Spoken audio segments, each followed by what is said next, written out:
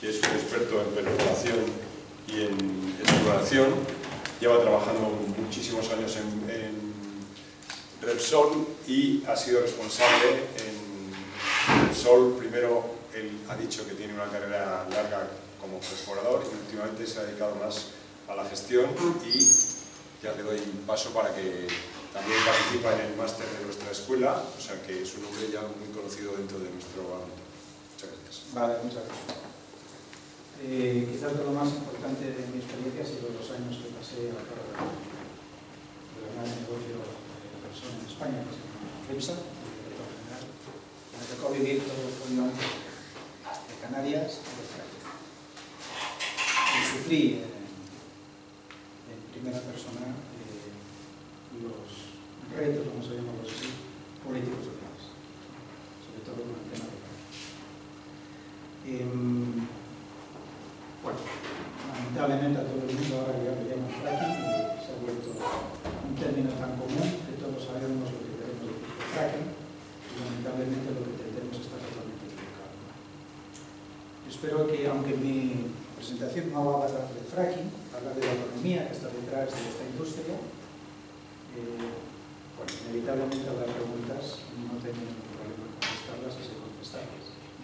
Aprovechando que no somos muchos, igual para un coloquio más familiar y charlar de cosas que igual en un entorno un poco más denso del público, pues no ocurre.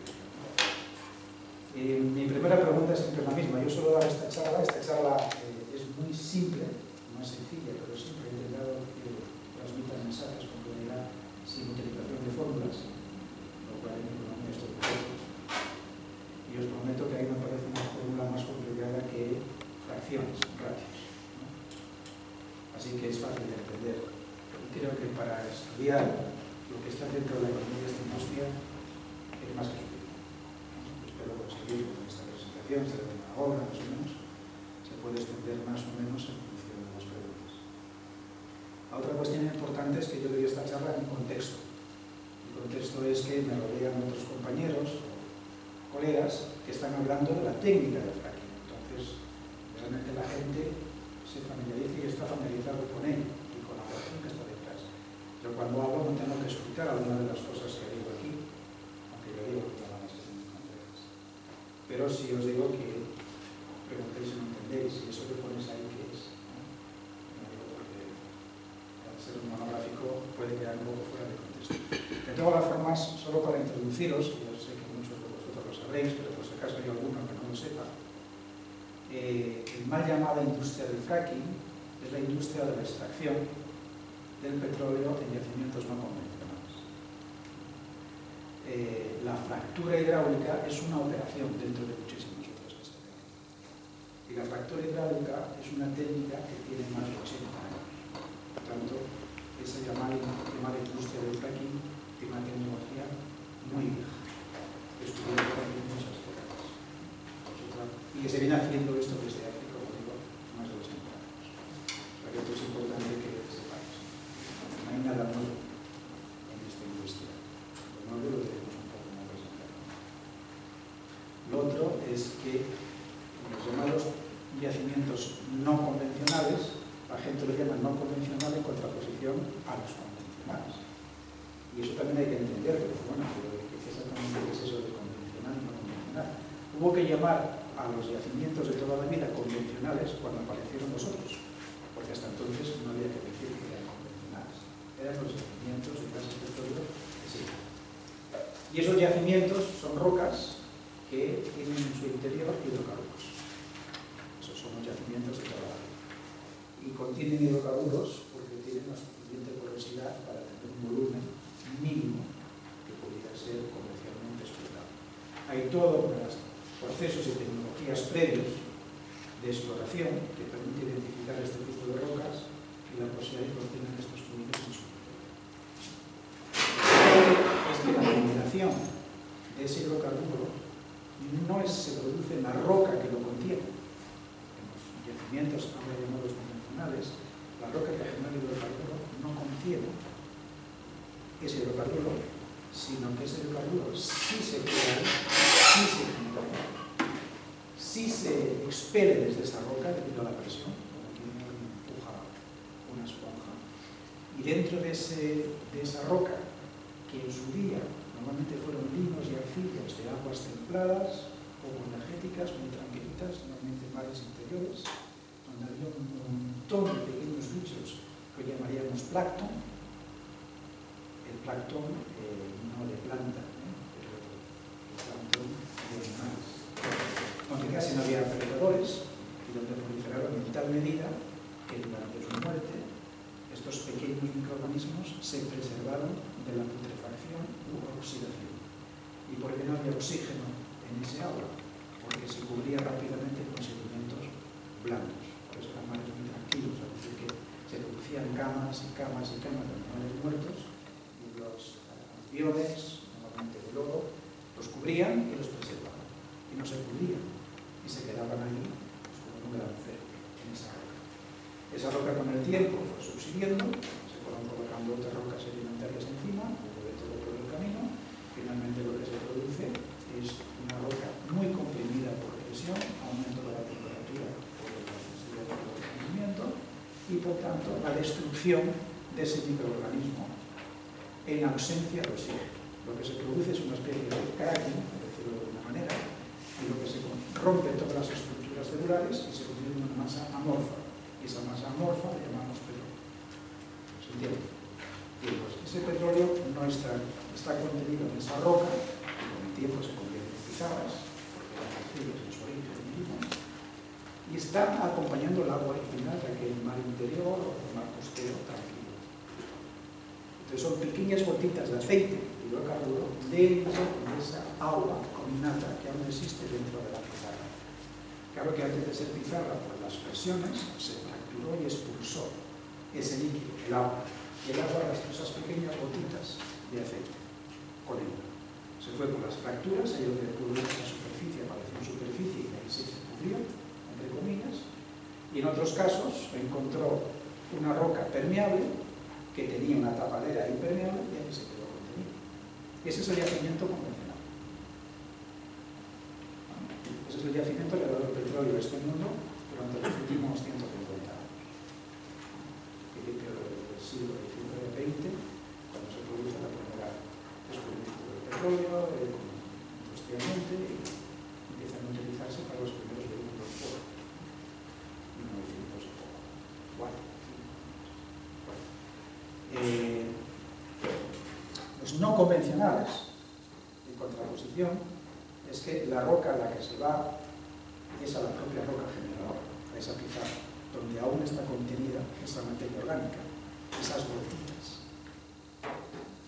La diferencia es que, como todos sabéis, el gas fluye, se mueve, con más facilidad que el líquido. El gas está libre, se puede colar en los sitios y un líquido no se puede percolar. Por tanto, siempre se explota este tipo de materia orgánica cuando esas moléculas son de gas. Entonces, normalmente hablamos de sin gas o gas de pizarra. No se habla tanto de petróleo de pizarra o de gas, que existe, pero es muy difícil de extraer porque es poco comercial. Es muy difícil de que fluya la gota de líquido. ¿Entiendes, no? Pero normalmente siempre se habla de shale gas. Yo hablaré mucho de si habrá algo de oil, de shale oil, pero tiene más que ver con lo que se llama tight oil. Perdóname por los vocablos estos ingleses, si alguno no sabe lo que decís hoy, ¿no? Pero tight oil no son pizarras, realmente es un yacimiento convencional, pero muy compatible, hecho con muy poca permeabilidad, muy poca porosidad. Vale, pues le montáis. Pero es un convencional. Bueno, el petróleo se fue de la roca generadora y se fue esa roca y por algún otro motivo se ensució, pasaron varias cosas a lo largo de los cientos de millones de años y fluye mal, muy mal, porque tiene baja permeabilidad. Bien, entonces eso para poner un poco en contexto lo que es no convencional y la importancia dentro de no convencional del gas. Lo que seguiremos es un poco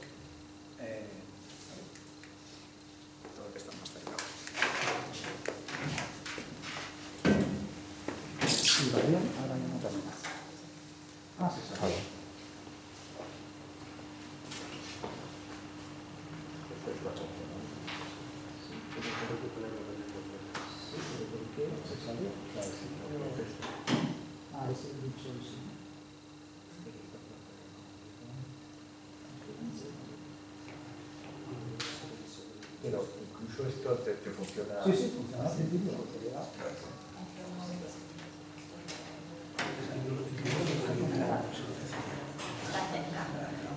esto es interesante.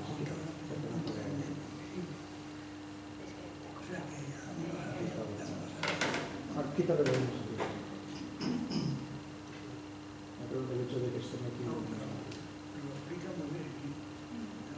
Es interesante.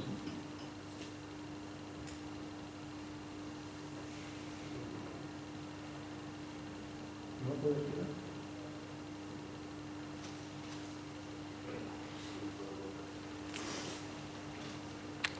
Seguir. Y una vez entendido, ¿no? Puesto un poco en contexto lo que es el no convencional, en particular el gas no convencional, habría que poner el gas en el contexto de qué significa el gas en el consumo de energía mundial. ¿Vale? Y esto es un poco lo que os quiero mostrar aquí. Y fijaros en esa línea. Esto es una proyección de la Agencia Internacional de Energía. Estos son los BUS, que todos los años emiten una predicción, nada menos que 30 años, de cómo va a girar el mundo desde el punto de vista de la oferta y la demanda de energía. ¿Sí? Entonces, esta es la proyección 2010-2035. Luego, al final, veremos la última, pero no la quiero coger porque realmente no ha cambiado prácticamente nada. A pesar de que parece que el precio del petróleo a corto plazo, a largo plazo, sigue manteniendo estas proyecciones. Pero fijaros que en el gas sube más del doble en Alemania. Es decir, el mundo va a pedir el doble de gas del que hoy está consumiendo. Pues la pregunta siempre es si ese gas de dónde viene. Porque no se está produciendo hoy, ya se está consumiendo. ¿Dónde está el gas que se quiere consumir hoy? Pues ese gas es ese gas. ¿De acuerdo? Pues fijaros lo importante, es decir, la demanda futuro de gas se va a basar en ese gas. Esto es uno de los principales mensajes. No vendrá de los yacimientos convencionales, vendrá de ese gas. Entonces, la siguiente pregunta es: ¿dónde está ese gas? Ese famoso gas que va a dar satisfacción a esa demanda. Bueno, por cierto, si queréis ver el petróleo, que ya son curiosidades, veis que va a aumentar también, más que menos, ¿no? Y el que tenga curiosidad sobre las cosas que llaman biomasa, pasarán muchos años antes de que el mundo gire basado en las energías alternativas. 2035, más del 75% de la población vendrá de energías fósiles. Lamentablemente sería el carbón, que es el peor de los dos. Pues bueno, esto que os muestro aquí, a la izquierda tenéis el petróleo, a la derecha tenéis el gas, no convencional. Y fijaros en las cantidades. ¿Quiénes son los países que tienen mayor número de recursos residuales? Veis que no es Estados Unidos. Es China, Argentina y Argelia. Estados Unidos tiene dos cifras. La oficial es la de 600, la no oficial que casi duplica es la de consumo interno, según fuentes de otra agencia. Pero no de la Agencia Internacional de la Energía, que es la columna central. Pero no importa, lo que estamos hablando son de cantidades que van entre los 600 y los 1000, en caso de China, millones de trillones de pies cúbicos. El trillón, lo pongo aquí para que lo veáis, el trillón sajón es el billón nuestro, es el 10 elevado a la 6. Eso lo sabes. Y cuando hablen de billones, pues será ya.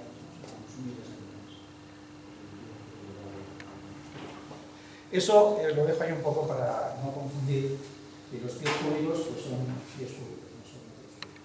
Aproximadamente no hablamos, 30 pies cúbicos es un cifra redondas. Vale, pero el primer mensaje es: fijaros que donde pone country no están los países productores de petróleo actuales.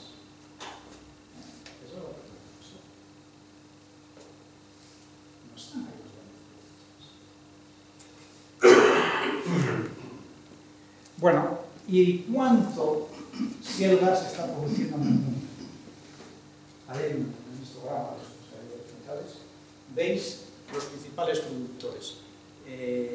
Bueno, se supone que es en amarillo, pero se ve un poco mal, es lo más claro. Veis que el shale gas, que es la parte clarita, este tiene un puntero, si no me acerco aquí. Sí, tiene. Sí, perfecto. El shale gas es esta zona más clarita que apenas se aprecia en China.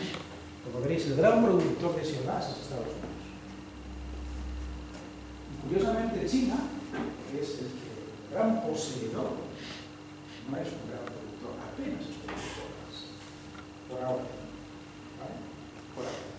Nada, la curiosidad en este tipo de la derecha, pero como digo, vamos a hacer más conversiones. Entonces, otra conclusión. No será el mayor poseedor de reservas de recursos de shale gas Estados Unidos, pero es el mayor productor, y con muchísima diferencia con respecto a los otros. Entonces es un poco lo que pongo ahí. Estados Unidos es el mayor productor de gas. ¿Y qué va a pasar en la proyección? Ahora, ¿qué va a pasar en 2035? ¿Va a seguir siendo Estados Unidos el principal productor? Pues según la bola que están estos señores, sí. Como veis aquí, el shale, que es la parte clarita, es esta de aquí. Estados Unidos, con diferencia, sigue siendo el mayor productor. Pero fijaros que ya entra China. Es decir, lo que se está esperando es que China empiece a poner en valor sus grandes recursos mineros de gas no convencional. Se crea Canadá y los demás empiezan tímidamente a aparecer. India, Indonesia, México. Pero vuelve otra vez el mensaje. Aquí no están los grandes productores actuales de petróleo. ¿Lo veis? Y esto es muy importante por la geopolítica. Bien, si Estados Unidos es hoy el mayor productor y lo seguirá siendo durante los próximos 30 años, vamos a hacer un zoom a Estados Unidos, ¿vale? Para entender un poco la industria esta del gas. Esta gráfica es la evolución desde la histórica, desde el año 90 hasta esa producción del 35, de la producción de gas en Estados Unidos. El shale gas, que lo veis aquí, es la parte superior, la que se monta encima de las curvas que están por aquí. Veis que la gran subida de producción de Estados Unidos es debido al shale gas. Se ve. Y que en este año 2010, que es muy redondito, pues, bueno, es de un 23%. Pero si vais un poco atrás, 2005, prácticamente ni nada. Realmente la industria, si esto fuese un poquitito mejor de color, veríais que la industria empieza a aparecer por aquí un poco después del año 2000. Pero son del 2005 a 2010 y ahora no. Porque el 2015, pues ya ves que es superior, pero bueno, esto es un corte para que veáis el 2010. Han subido en 5 años de 0 a 23% de la producción total de gas.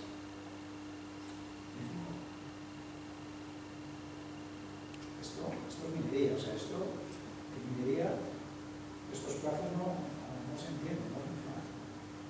Minería, para llegar a este tipo de producción de autoconsumo, el 25% lo cambia totalmente dentro de 30 años, es el 50%. Es otra cosa completamente distinta. Esto es un...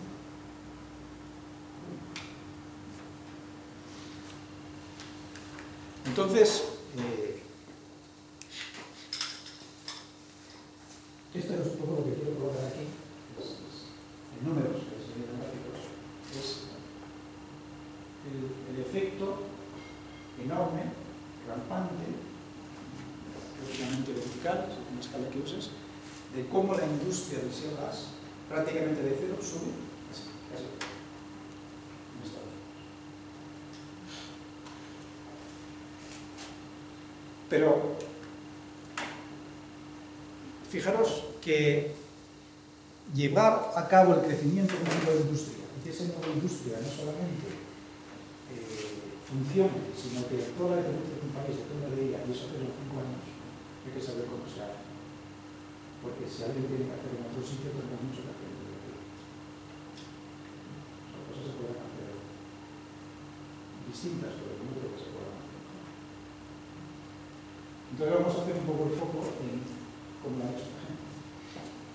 ¿Qué ha hecho Estados Unidos para de 0 en 5 años y todo mi país para poner el gas?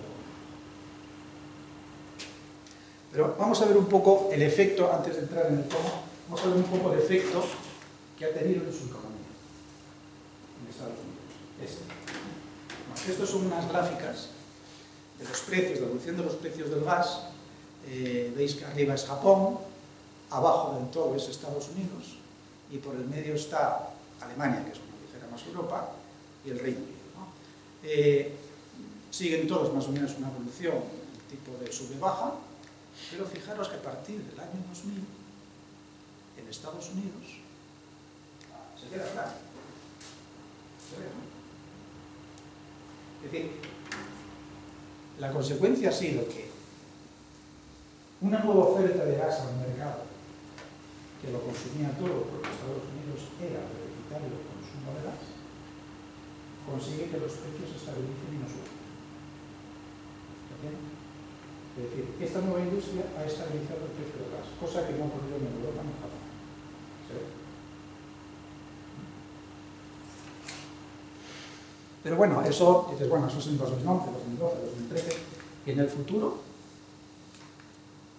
pues esto es una proyección, hace diferentes colorinos en función de cómo verán el entorno macroeconómico del mundo, desde uno bastante favorable a uno muy desfavorable, y una cierta gama por el medio, ¿vale? No importa. Lo importante es que, fijaros que lo que esta gente siempre pone, aunque no lo parezca, son prácticamente relaciones lineales. Y si veis un poco las rectas, lo hago yo ya para que no tengáis que hacer el cálculo mentalmente, veis que van entre 4 y 8 en 25 años, uno creciendo linealmente con más pendiente, otros con menos pendiente, pero, me he hecho ya el cálculo, eso es entre un 4 y un 7% de pendiente. Que es, en una economía que no esté bajo depresión o crisis, los tipos normales, por no decir nominales, de interés lineal. O que estés en una gran depresión, o en una gran crisis, o que estés en una burbuja. Si las cosas funcionasen normalmente, los intereses deberían estar entre el 4 y el 5% en una economía saludable.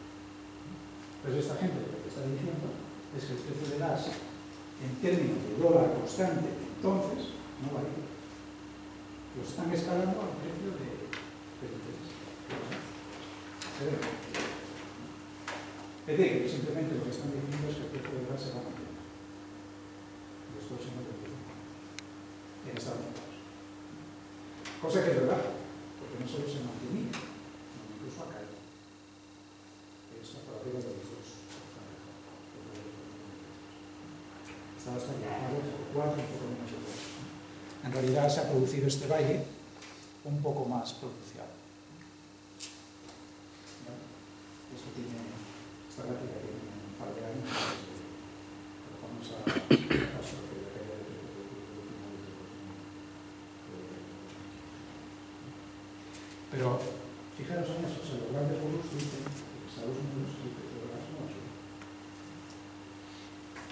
¿Por qué? Porque consideran que va a seguir aumentando la producción de gas interno, que satisface la demanda y por tanto mantiene por ello que tenemos los precios. No habrá escasez.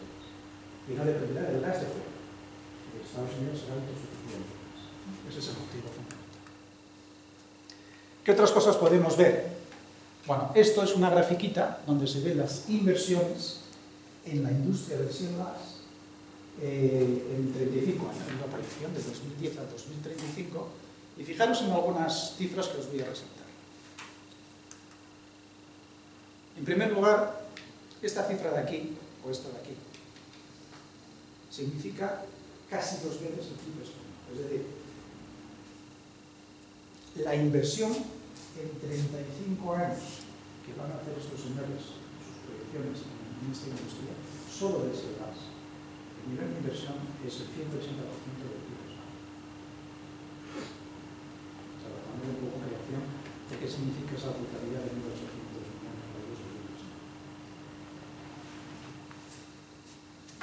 Bien, otra cosa importante que creo que es importante destacar. Fijaros estos pequeños ratios que he hecho aquí.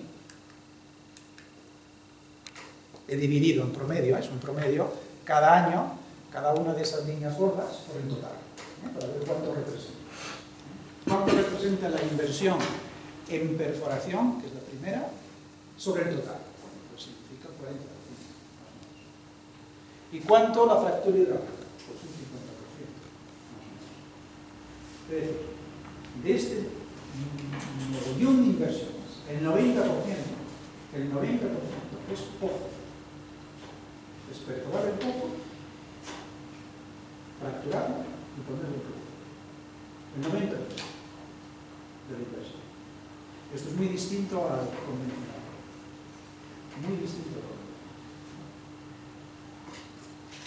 Y fijaros que lo que son las facilities, que son las instalaciones de superficie, las plantas, solo suponen el 10%.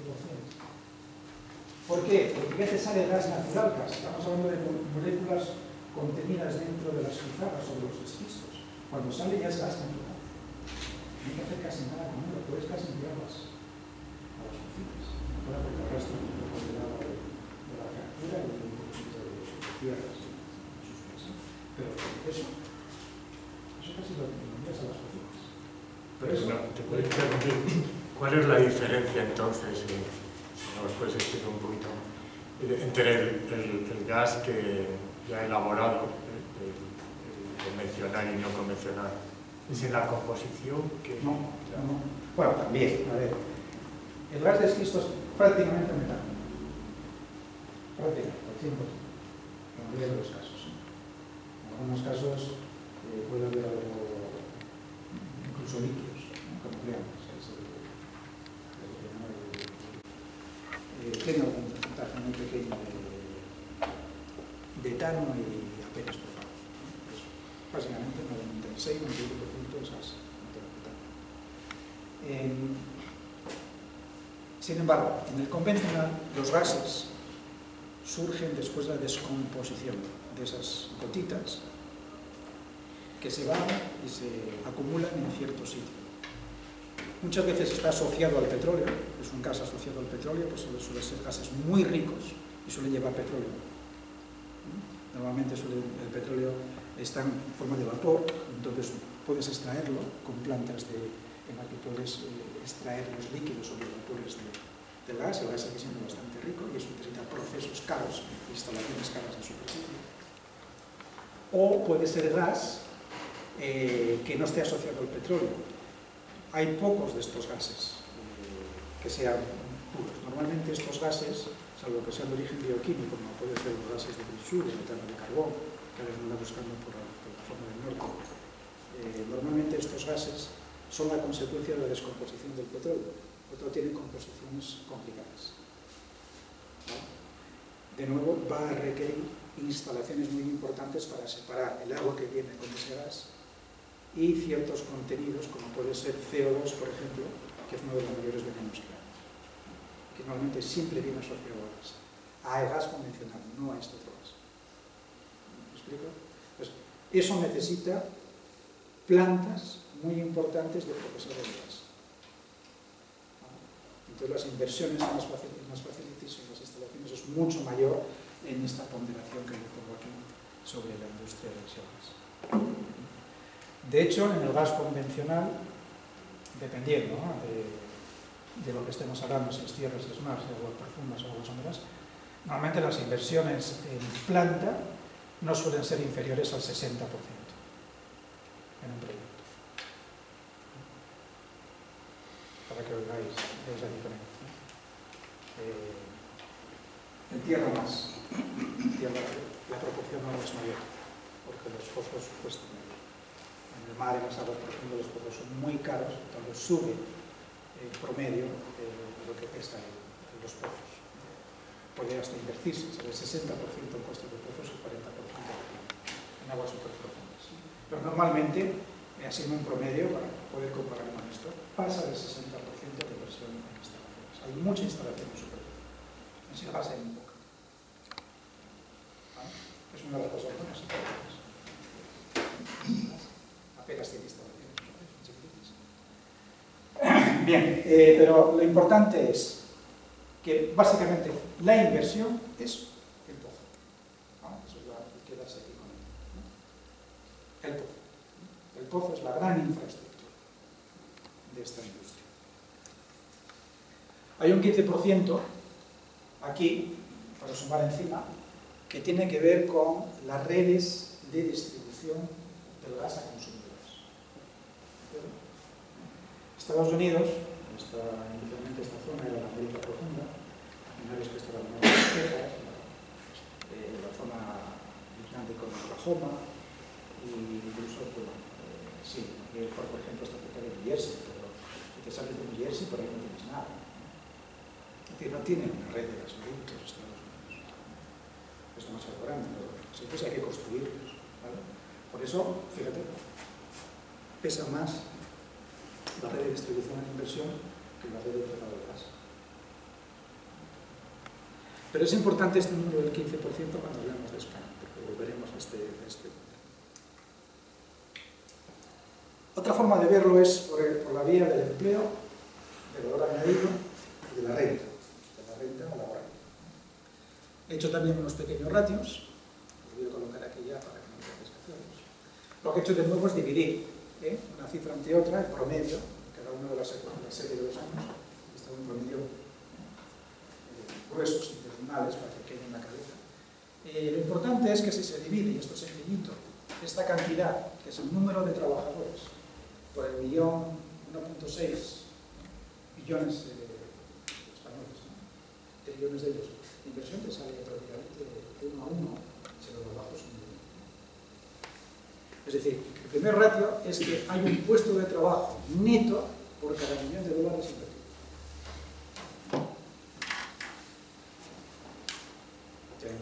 Se queda uno fácil con ese número, y cuando volvamos a España podemos utilizar y multiplicar por 1 los millones de inversión que hay. ¿No? Fácil, ¿no? Y bueno, pues en España se ha invertido no sé cuántos miles por 1, no sé cuántos miles. Este es dinero aquí. 1 por millón de dólares. Bueno, sería pero indistinto, pero está 100% ahora por más caro. Otra cosa es el ROI, es decir, he cogido el valor añadido. El valor añadido realmente es lo que te queda después de que has quitado todas las salidas de bolsillo. Todas. No es contable, ¿no? Es dinero del bolsillo que me queda después de haber quitado todo, incluido las inversiones. ¿Vale? Ese valor añadido lo he dividido por el total de inversión y resulta que me da de vuelta un 12% de retorno sobre la inversión. 12%. Es decir, otro número que dice, no, pero yo pensaba que esa industria era un gran pelotazo, ¿no? ¿12% anual o 12% anual? Sí, porque es las series de cada año. Entonces, no es ningún pelotazo esto. ¿No? 12%. Es mejor que el 10, que el 8, pero una industria que consume tantísimos dólares de inversión, sacar acá un 12% en promedio, porque tiene muchas espaldas, ¿no? Y hacer las cosas muy bien, los márgenes se te comen como nada. Y hablando de márgenes, mirad por dónde va uno de ellos. He dividido el labor income por el número de trabajadores. Y me salen $75.000 por trabajador año.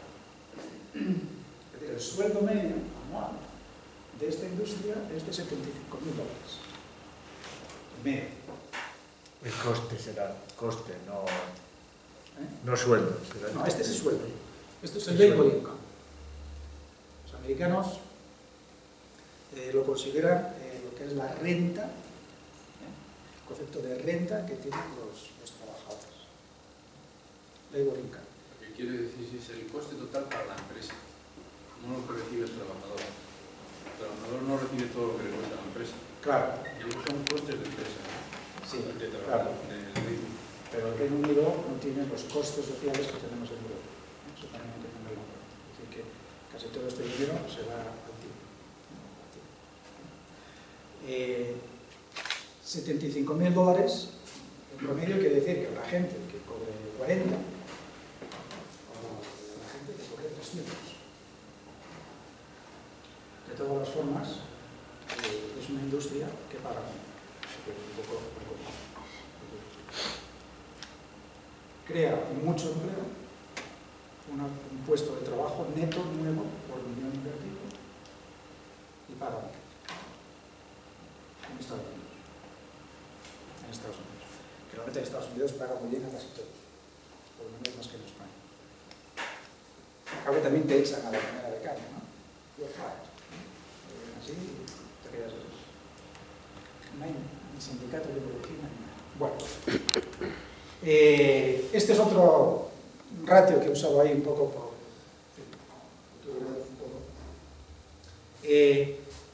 Esto es lo que está hecho sobre el valor añadido. En lugar de hacer el ratio entre puestos de trabajo creados contra la inversión, es contra el valor añadido. No quiero llamarlo beneficio, pero el beneficio es una cosa más contable. Pero más o menos para entenderlo, por decir, esto es lo que crea, o sea, por cada millón que la empresa teóricamente genera un valor, genera que se meta en el bolsillo, más o menos, crea 8 puestos de trabajo. En promedio, siempre estos son promedios, pero solo para que os quedéis con ciertas cifras de lo que significa esta industria en Estados Unidos.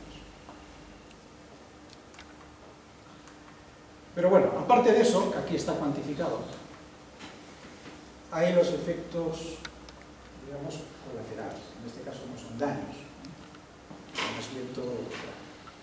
Esta industria habría aportado más de 900.000 millones al tesoro, a la hacienda. Parte de ese valor añadido se va a hacer. Y eso significa más de 900.000 millones. Otra cosa que está ocurriendo, que ha ocurrido, que ya un poco lo vimos, es que los precios del gas, al estar estabilizados, ha contribuido a bajar hasta un 10% los costes de generación eléctrica del país. O sea que ya no solamente la industria, el valor que añade la propia industria, son los efectos que tiene sobre su entorno inmediato. Entre ellos los grandes consumidores de gas, que suelen ser las compañías de generación. No es la única, pero es uno de los principales sectores de consumo de gas. Y se han visto beneficiados por los precios, claro. Y eso ha producido abaratar los costes en un tiempo. Y claro, cuando la energía eléctrica que yo genero es un 10% más barata, normalmente en el recibo, no sé si se convierte en un 10% más barata, en España seguramente no, pero allí seguramente sí, ha llevado a un aumento de la productividad de casi el 5% del país. Pues, es otra de las cosas importantes que tienen las industrias primarias de la energía. No es el valor que yo aporto, es el valor también que aportan los siguientes eslabones de la cadena, que están multiplicando y amplificando las cosas que yo estoy haciendo bien. Porque lo harían si estuviera haciendo mal, y sería al revés. Pero si lo estoy haciendo bien, me lo están multiplicando. Así que este es el efecto que ha tenido, que está teniendo, la industria del shale gas en Estados Unidos. Vamos a entrar un poco entonces en el cómo, en el secreto, de cómo esta gente ha sido capaz de llevar esto a cabo. Y siempre con todos los matices, y no exento de críticas, porque esta industria tiene bastantes críticas. Pero vamos a ir un poco rápido. Estas son varias curvas, no quiero entrar en ellas, pero quiero quedarme con el concepto. Voy a ver si hay otras curvas, pero estas son más que suficientes. La curva de aprendizaje. Uno de los elementos fundamentales por los que esta industria ha sido capaz de progresar es por lo que he aprendido a hacer mejor las cosas. Lo que normalmente se llama curva de aprendizaje. La curva de aprendizaje no es algo que ocurre per se. La curva de aprendizaje ocurre cuando aprendes. Y aprender, si no es fácil a título individual, no te cuento a título de organización. Aprender no es fácil para una organización. Necesitas ciertos elementos clave. Pero te debes con eso. Esta gente ha sido capaz de aprender y aprender rápido. Imaginaos, en 5 años, ¡fum!, porque recordad que partían de tecnologías archiconocidas. Aquí no hay ningún invento espacial. Aquí no hay el high-tech. Estos son tecnologías que, como decía, tienen 50, 60, 70 años. No es la tecnología esa de perforación y completación. No han tenido que inventarla, ya existe. Lo que han hecho es mejorar. Y muy rápido. Otra cosa importante. Esta gráfica es interesante solo porque cuantifica cosas, para que os deis cuenta un poco de eso. Estos son 3 campos: Barnett, Fayetteville y Woodford.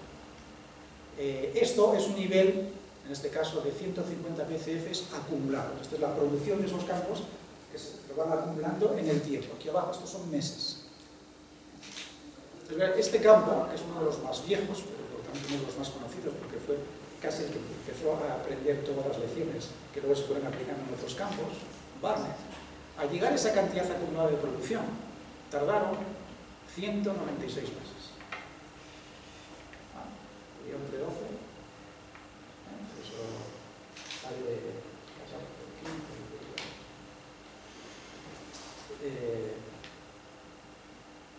Les ha costado 457 pozos. El siguiente campo, mirad, llega a esa misma cantidad acumulada en 48 meses, 4 años. Y, eso sí, casi duplican el número de pozos, pero es que en 3 veces menos tiempo han hecho casi el doble de pozos. Han ido más rápido, son pozos. O sea, que uno de los secretos por los que este acumuló tantos, porque han hecho los pozos más rápido, más deprisa. Y otro campo más reciente, no es más grande, la diferencia no es tan grande ya, pero imaginaros que tardaron 40 meses, pero es una mejora fundamental, con la mitad de pozos. Es decir, que parece que no solamente están haciendo los pozos más rápido, sino que ahora producen más por pozo que antes. ¿Entiendes? Esto, algunos que vengáis de las convencionales dirán, pero Javier, si hay yacimiento, es hijo de su padre y de su madre. Sí, en convencionales, sí. En convencionales hay campos que necesitan 10 pozos y campos que necesitan 100 pozos. Hay campos con 100 pozos que producen 3 veces menos que uno con 10 pozos, porque las productividades no tienen nada que ver de un campo a otro. Pero en el no convencional es que la roca es igual para todos. ¿Me explico? El yacimiento es igual para todos. Sí es verdad que hay algunas pizarras que son algo más ricas, en materia orgánica que otras, es verdad.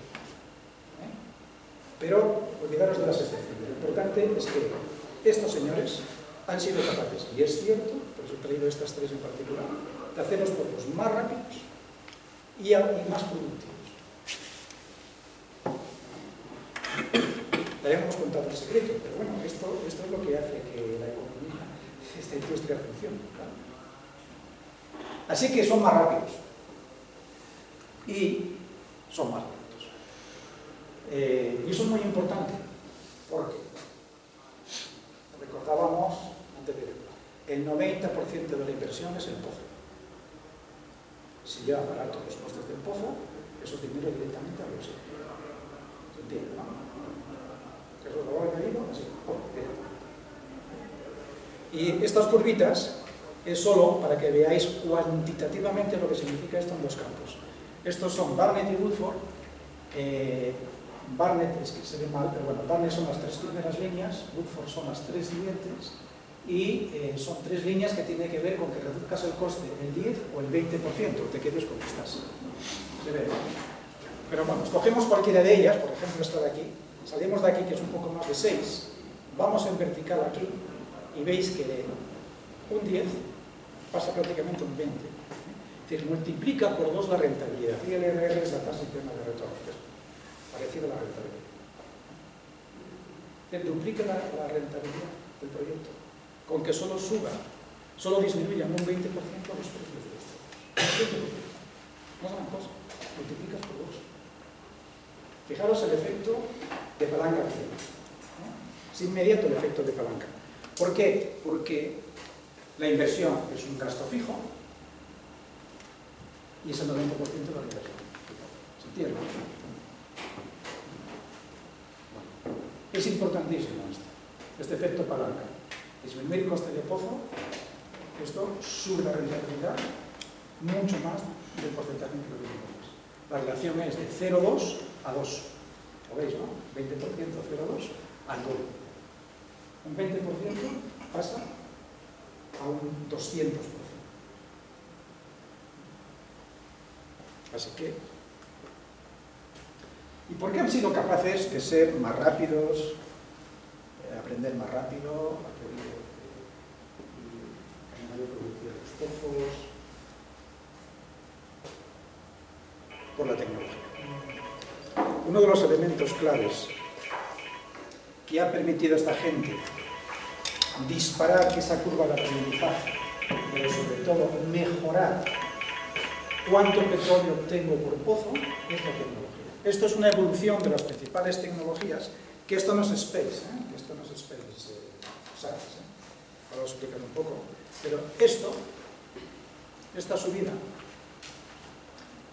está poniendo aquí las diferentes nuevas tecnologías, entre comillas, que se fueron aplicando a lo largo del tiempo, y que son los motores que les han permitido ser más rápidos y más baratos. ¿Vale? Estos son los motores. Han empezado desde refracturaciones, empezar a hacer pozos horizontales cada vez más largos, fijaros aquí, 2 millas, de fracturar mucho más por pie, ahora lo fracturan todo, ¿vale? Bajan, lo fracturan todo y además a la vez, antes tenías que ir, fracturo, subo, bajo, fracturo, subo, bajo, fracturo, subo, bajo, fracturo, ahora bajo, fracturo todo, subo, ¿vale? Es decir, había una gran mejora en las técnicas, más que la tecnología, de fracturación. Antes tú hacías fracturaciones, yo recuerdo en mis tiempos que hacíamos fracturaciones, y hacíamos fracturaciones que a veces nos duraba 2 días, 3 días, y lo hacíamos en 10 metros, 15 metros de espesor. Esta gente hace fracturaciones en horas, y hacen 2 millas, más de 2 kilómetros. Eso es excepcional, 2 millas de fracturación hidráulica en la dirección de la capa o horizontal. No se conoce en muchos casos. No es nada excepcional, ¿no? Esto es una de las cosas que les ha permitido producir más por cada pozo. Realmente por cada boca de pozo, porque lo que hacen es hacer más sondeos laterales. Entonces, esta gente es capaz de hacer sondeos laterales de hasta 2 millas y, como veis ahí, hasta 12 etapas de fracturación simultánea. Entonces, y luego, yo creo que esto es una de las... Han empezado a hacerlo en 2 pozos simultáneamente, es decir, hacer aquí y otro que está allí a 40 metros, con 2 torres, simultáneamente. Lo cual lleva a que no interfieran cada uno de los pozos que estás haciendo, por eso era el nivel de precisión de cómo se vienen los pozos horizontales que le permiten no interferir, tener un diseño previo y vas siguiendo ese diseño milimétricamente. Entonces, esto ha ahorrado un montón de tiempo, ya lo veremos en superficie, al tener 2 torres funcionando simultáneamente. Y lo último es la microsísmica. La microsísmica, si nunca habéis oído hablar de ella, es escuchar las pequeñas detonaciones, pequeños cracks que produce la roca de romperse. Normalmente tú los sensores los tienes bastante próximos, suelen instalarse, suelen bajarse en una rama lateral de pozo próxima a la que estás fracturando, de manera que esté lo suficientemente próximo para capturar esas pequeñas detonaciones. Son detonaciones, imaginaros como cuando se peta una loza en plata. No hay realmente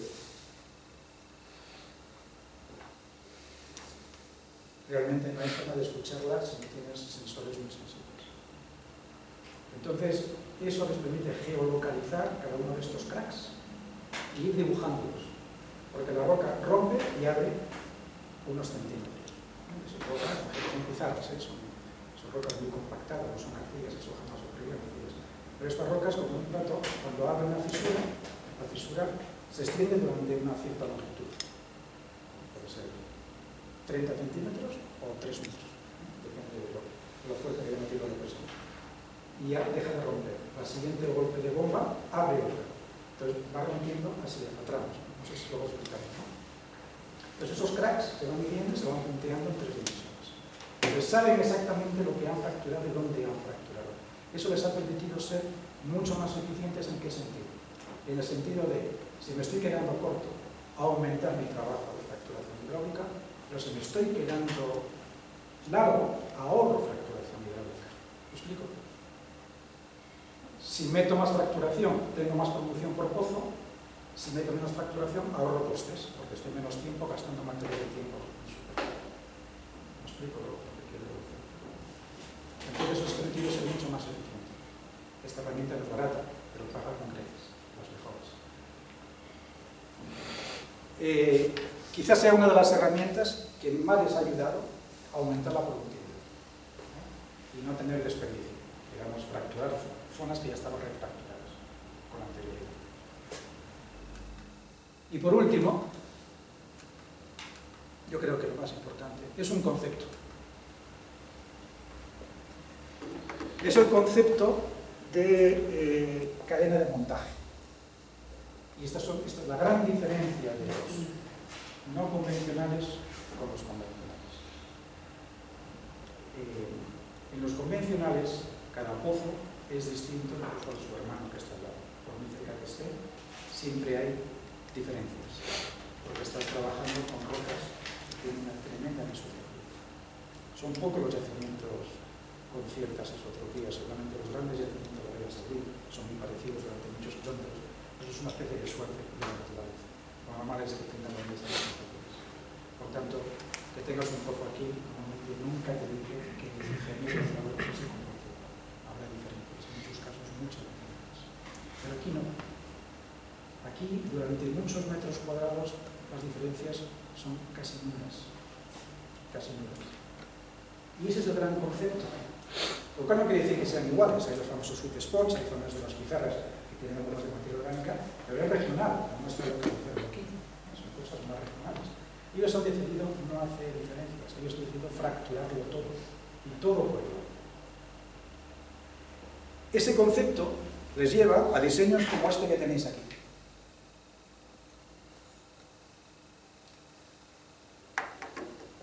Se rompe todo y todo por igual. Es un diseño geométrico 100%. Todo igual. Eso tiene una gran ventaja. Si esto es igual, mi operación es siempre igual.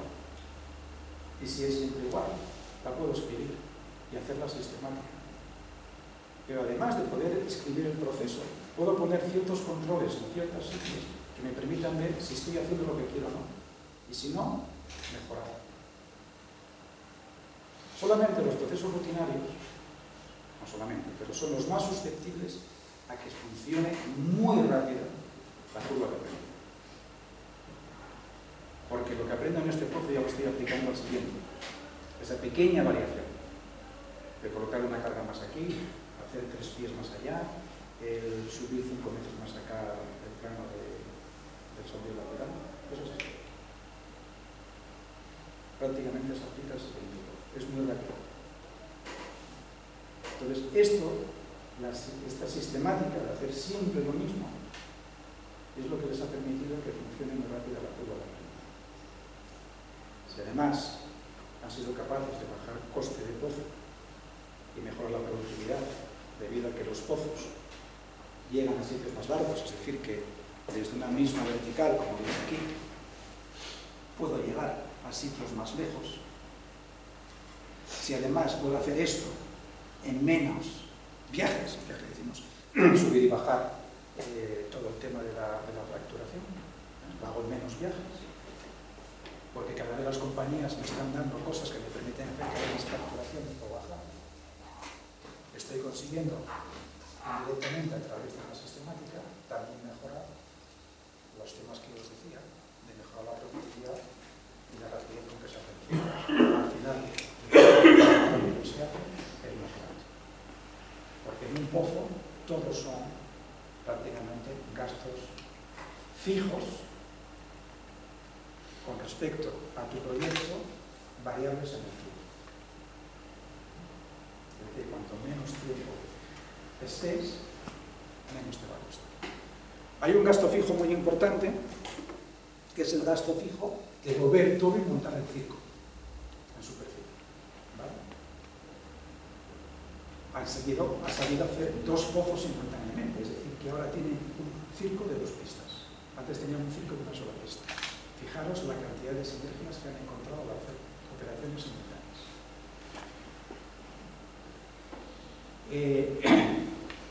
Aquí hay unas pequeñas fotos que muestran cómo era un emplazamiento antes y después. Sé que son fotos, pero por el tamaño de los camiones os podría hacer una idea del tamaño que tiene esto y del tamaño que tiene esto. Es muchísimo más pequeño. Son capaces de colocar todo lo que antes colocaban aquí, hasta una balsa para descarte de las aguas de inyección, en un tamaño muchísimo más reducido. Y encima ya hacen 2 pozos en ese emplazamiento en lugar de 1. 2 pozos en superficie, que luego por abajo hay un montón de ramas horizontales. Lo que llaman el well pad, o sea, donde se instalan los pozos, aumenta la superficie si tú instalas varios pozos en el mismo emplazamiento, no disminuye, aumenta ligeramente. Sí, no disminuye, aumenta. Sí. Aumenta en una proporción relativamente pequeña por aumenta, porque tú tienes que meter en una misma superficie 3, 4 pozos, que es ese dibujo de ahí. Sí. Entonces tienes que desplazar una torre, haces una perforación. Desplazar la torre 4 metros o 6 y haces otra. Desplazar la torre es un factor de economía, Sí. Ahorras desplazamiento de torres, ahorras pistas, ahorras gasoductos. Al hacer varias perforaciones por cada plataforma. Correcto. Correcto. Lo que yo estaba poniendo en comparación era los antiguos emplazamientos y los nuevos. Un factor de escala. Estás ahorrando tiempo, pistas y gasoductos. Y otra cosa muy importante, estás ahorrando tiempo. Porque cuando mueves una flota de 40 o 50 camiones, si eso no están empleando, pues estás pagando. Si tienes 2 operaciones simultáneamente, puedes acreditar mejor la utilización de esos elementos, dado que si los tienes puedes tener. Pero eso está programado al milímetro. No solamente está programado al milímetro, sino porque los emplazamientos, que son más chiquitos, y para 2 se supone que para 1, pero no hay niveles esenciales. Cada camión tiene que ir a su sitio. No puede ir un camión que corresponde a estar a la entrada después de uno que tiene que estar en la parte de fuera. Si un camión llega y no llega en el momento en que tiene que llegar o se coloca mal, crea un follón de tráfico. Tenéis que daros cuenta de que todo ese circo, por eso le llamamos circo, todos esos camiones están conectados por tuberías. Todos.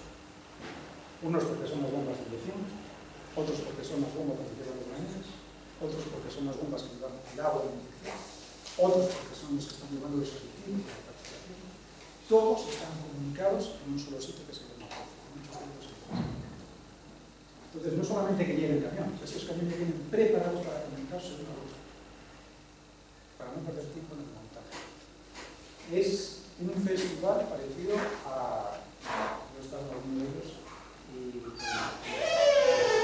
estaba fascinando la logística, donde se colocaba cada uno, era fantástico, parecía un policía de tráfico.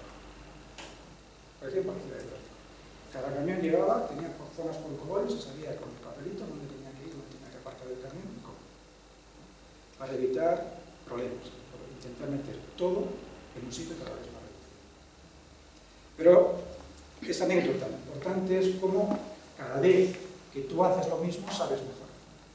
Sabes mejorar de que este cañón entre detrás de este, por tanto la gritería de este tendrá que estar a 2 pies o a 4 pies de distancia, y tienen ya preparadas las conexiones que solamente metan en un tubo de 4 pulgadas, y antes todo eso había que hacerse después de que llegasen los camiones. Es un poco para que veáis que lo han hecho industrial, prácticamente yo diría que es una cosa industrial, parecido al montaje de una máquina de automóviles. Está todo programado, no es robótica, aquí también están las personas, pero está todo programado, yo diría que al centímetro. Esa es la curva de aprendizaje, llevado a ahorrar tiempo. Básicamente es tiempo. Bien, sistematización de actividades, yo creo que es una de las cosas importantes. Y la otra cosa muy importante, que seguramente todos sabéis, pero que no es menor, es que muchas veces los proyectos pueden ser muy buenos por sí mismos, pero tienen que desarrollarse en un sitio, y ese sitio va a afectar el desarrollo de ese proyecto. Hay muchas maneras, ¿no? Pero una de las más importantes es por lo que suelen llamar las terceras partes interesadas. Y esto es muy importante en Estados Unidos. En el sentido favorable. En Estados Unidos, si un señor que ahora no tiene que hacer sísmica, porque la sísmica es de convencionales, si se ha hecho una vez al principio y se acabó. Si se hace microsísmica, pero no la sísmica convencional, eso es algo muchísimo. Pero tiene que entrar allí con sus torres, digamos, ni siquiera caminos de tráfico, porque quiere hacer una torre, porque quiere hacer una capital, porque quiere hacer un primer sondeo para ver si lo que él piensa va a ocurrir, que tiene esa riqueza, esa empezar y llegar hasta ahí. Pues no tiene ningún problema. Tiene que ir con el propietario y ponerse la prueba. Porque el propietario es propietario del terreno y de los recursos que tiene debajo. El propietario quiere, bueno, y suelen querer. Claro, pero normal es que quiere. De hecho, en todas las cuadrículas que hay en Estados Unidos de concesiones, que son cuadrículas de 2 millas de largos, muy chiquitas, por tanto necesitas un montón de ellas como si fuera un mosaico, para los lugares, ¿no? Realmente tienes que hablar con todos los superficiarios y entonces te costará más o menos, pero lo tienes claro. ¿Quién manda? En la administración del Estado, luego la federal, si afecta más al Estado, también tendrá reglas muy claras en ese sentido. Así que, digamos que en Estados Unidos las reglas están escritas. Son sencillas, no son baratas, pero están claras. Y luego hay algo muy importante, que es un país de, ahora lo llaman emprendedores, porque era mejor que decir empresarios.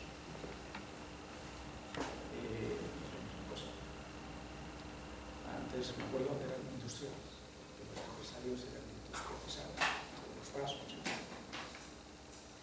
Bueno, pues los emprendedores, que llaman ahora, están muy bien vistos.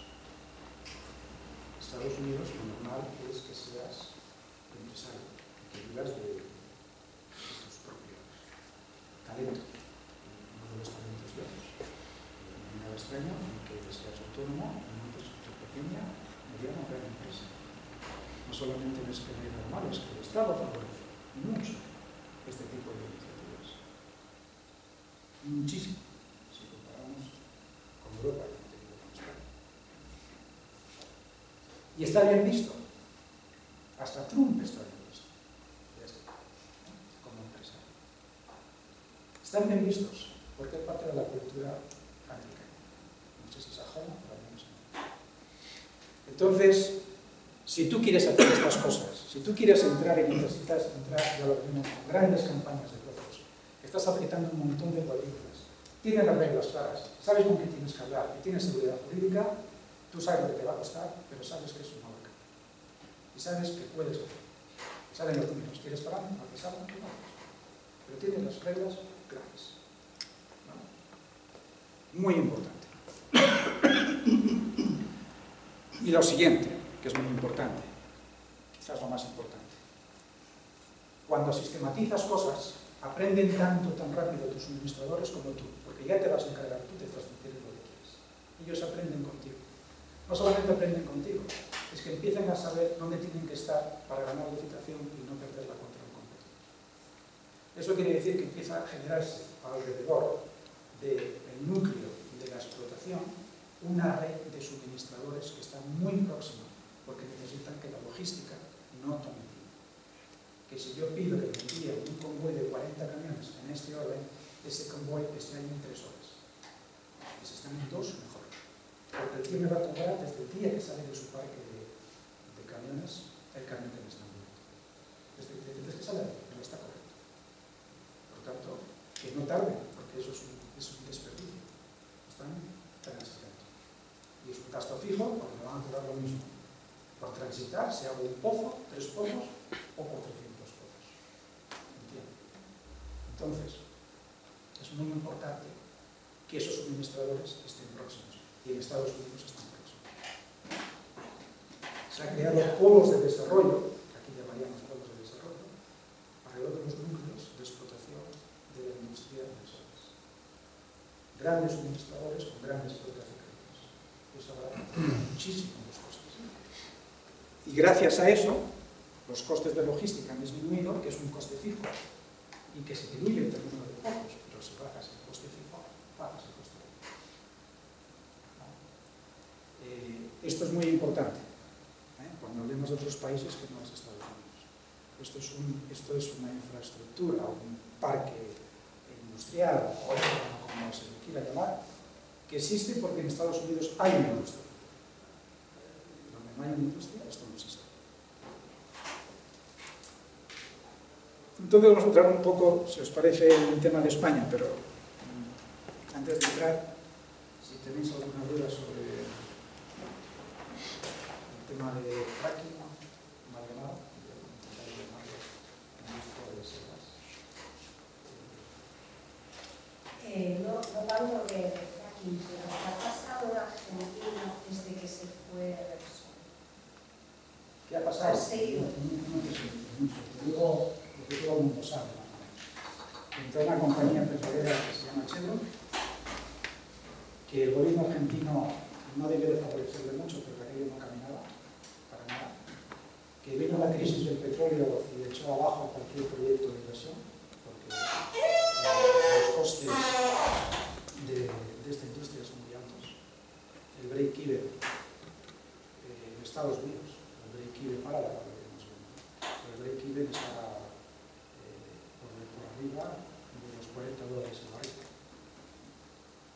Break-even, porque si tú no pasas, eso en el barril equivalente de petróleo, porque el petróleo no solamente es eso. Entonces, y lo que es más importante, y ahora veremos, el break-even del precio del gas, que es el más importante, está por los suelos, y por tanto no funcionan muchísimos de los proyectos. Argentina, que no tiene industria, pues mucho menos. ¿Cuál es lo bueno de Argentina? Vaca muerta, que no es shale gas. No es shale gas, es tight oil. Entonces es una gran ventaja. La gran ventaja es que el petróleo es mucho mejor que el gas, sobre todo el Delta. En barril equivalente es el doble en venta. Y el hecho de que sea un convencional no te exige todo este despliegue que aquí estoy explicando. Las 2 pistas del circo y son pistas de los próximos, pero es porque es convencional. Pero que yo sepa no están experimentando. Que yo sepa. Creo que tardará mucho tiempo. Sí, Javier, vamos a ver. En el escenario de Estados Unidos, aproximadamente, ¿cuál es el precio de un pozo? Vamos a verlo. Aproximadamente, ¿sí? Vamos a ver. Vale. También me llama la atención el tema de la geología. Es decir, y en cuanto a exploración, quizá a cuanto a investigación, antes, ¿cuál sería el porcentaje de la inversión en investigación? Muy poquito, en Estados Unidos, Que la misma está así, en ese escenario sí, que nos muy has poquito. planteado. Yo te digo lo ¿Cuál que hace sería? falta para empezar con un campo de selvas. Por ejemplo, lo que hicimos en España, ¿vale? Como empiezas de cero. Luego hago una salvedad, pero no quiero hablar de la salvedad para no crear un caso más general. En el Selgas, tú lo que necesitas es una roca generadora. Y en esto no cambia nada con respecto al conducto. Si no la tienes pintada, tienes que acudir a la geología regional. Lo mejor es que hayas tenido algún campo de petróleo próximo, porque cuando sabes que ha habido una roca generadora, si no es alguna otra, ¿vale? Por lo cual te da ya muchas pistas. Y tienes que hacer dos cosas fundamentales. Tienes que hacer una primera sísmica 3D para pintar la roca madre, porque la roca madre nunca se ha pintado en el convencional, nunca. Entonces tienes que tener una sísmica 3D sí o sí, inicialmente, exploratoria. Y dibuja tu roca madre. Que la hayas dibujado, que es fácil, porque lo que tienes solo te interesa techo y muro, no es como vosotros, ¿no? Que desaparecen las trampas y tal. Aquí techo y muro. Hasta donde llegue, hasta el azoramiento. Porque lo que tienes que hacer después es irte cerca del azoramiento para hacer unas palicatas. No en el azoramiento porque está muy perturbado por meteorización, ¿vale? Pero depende del sitio, pero digamos 200, 300, 400 metros, creo que ya 400, eso sería mucho. Sacas un testigo continuo de esa roca que va a aflorar, sin llegar exactamente al afloramiento, cuando estás cerca del afloramiento. Y analizas la riqueza que tiene. No quiere decir que esa riqueza sea la que tienes abajo, pero es el primer dato para descartar. Porque si ahí no tienes nada, la gente ya no sigue. Si ahí tienes, no quiere decir que tengas, pero ya te anima que el resto de la roca que ha sido generadora y luego se movió y se subió por aquí para acá y por aquí para allá, pues aquí y aquí tenía más o menos lo mismo dentro de lo que era el estudio de sedimentología y de geología regional. Y geología estructural. Ya. Claro, pero después Por lo que tienes la estás sísmica. contando. No, por eso te digo, la sísmica hay que tirarla sí o sí. Exactamente. Puedes tener por el camino cualquier cosa. Roturas por todos lados. Y lo tercero que tienes que hacer es la prueba del algodón. Tienes que irte a la zona que llaman sweet, pero que no sabes que es la zona dulce. Pero bueno, por diferentes historietas y que alguien muestra unos filtros y dirá, aquí posiblemente está mejor que aquí, por lo que sea, o por tectónica, por lo que sea. O porque había un sondeo próximo que llegó a la roca madre, ¿sabes? Por lo que sea. Entonces te vas y haces un pozo y atraviesas la roca madre y analizas esa roca madre. Un sondeo exploratorio. No suele hacer falta más que un primer sondeo exploratorio. No suele hacer falta más. Salvo que tengas una orografía, y digo orografía, muy complicada, por lo tanto, con los emplazamientos estás fastidiado, que te puede tocar montañas o lo que sea por el camino, entonces vas a tener que ser un poco selectivo por ahí, y eso te puede perjudicar abajo. O tengas mucha tectónica. Entonces ya casi te animas si estás en ese caso. Pero en fin, un sondeo exploratorio. Esos son ineludibles. Y a partir de ahí te la das. No tiene que ver con la convencional. La convencional, justamente porque son acumulaciones limitadas en el espacio, en vertical y en horizontal, necesitas más datos, más sondeos exploratorios de delineación, hasta dónde llega el agua, los contactos, la estructura, si se va por aquí, se va por allá. Necesitas mucha más información geológica, mucho más información geológica. Pero aquí no necesitas tanto. Entonces, el peso de la exploración, no te voy a decir que sea bajo, pero comparada con la convencional es mucho más bajo. Ahí tendremos un coste comparativo de Finding and Development Cost, para que veas comparativamente caso real comparado con un Development Cost. ¿Y de qué valor estamos hablando? Cuando ha dicho el 2% de la inversión, el 3%, el 0,5%, ¿qué escala? Es que no se mide así. ¿Qué escala? Porque no se mide así. En la convencional, la exploración es un proceso de la línea global de tu plan de negocio, en el sentido de que exploro, me aseguro a través de la delineación, invierto, hago construcciones de pozos e instalaciones y si Dios me ayuda, produzco y vendo al mejor postor. ¿Vale? Por tanto, es un proceso único que se produce secuencialmente en el tiempo, casi solamente una sola vez, y entonces tú puedes crear ratios de esto entre esto. ¿Vale? El no convencional no es así. No convencional tú exploras solamente una vez, pero la parte de desarrollo lo haces centenares de veces. Es tu proceso, tu plan de negocio es perforar y perforar y perforar.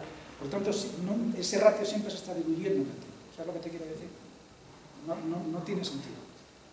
Solamente va a tener sentido para tu primer estudio económico. Y a partir de ahí cada vez será chiquito, chiquito, chiquito y acabarás siendo cero.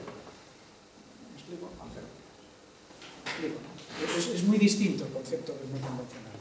Javier, cuando hablan a nivel mundial de las reservas de recursos, siempre se desprecia la zona del Oriente Medio donde están los grandes yacimientos convencionales, cuando realmente ahí está demostrado de que hay una roca madre potentísima y sin embargo las cifras que se dan No están.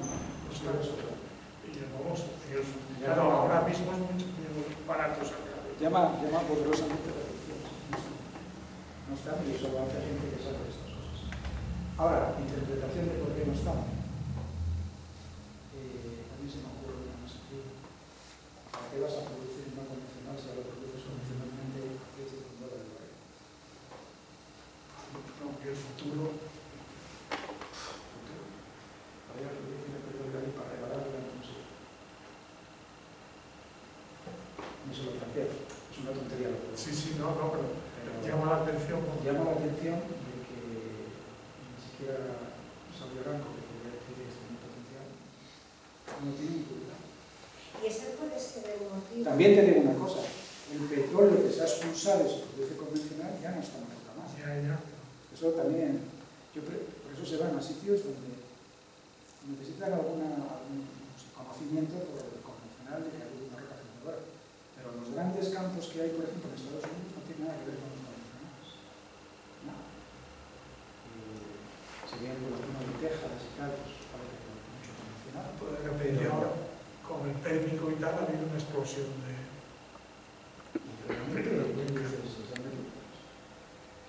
Porque, bueno, en rocas generadoras normalmente ya tienes que ir a la etapa geológica. Si en esta etapa geológica sabes que los bichos estuvieron allí, no están vivos, esa roca es la generadora. Aquí en esto que te he dicho yo, exploran, el bingo,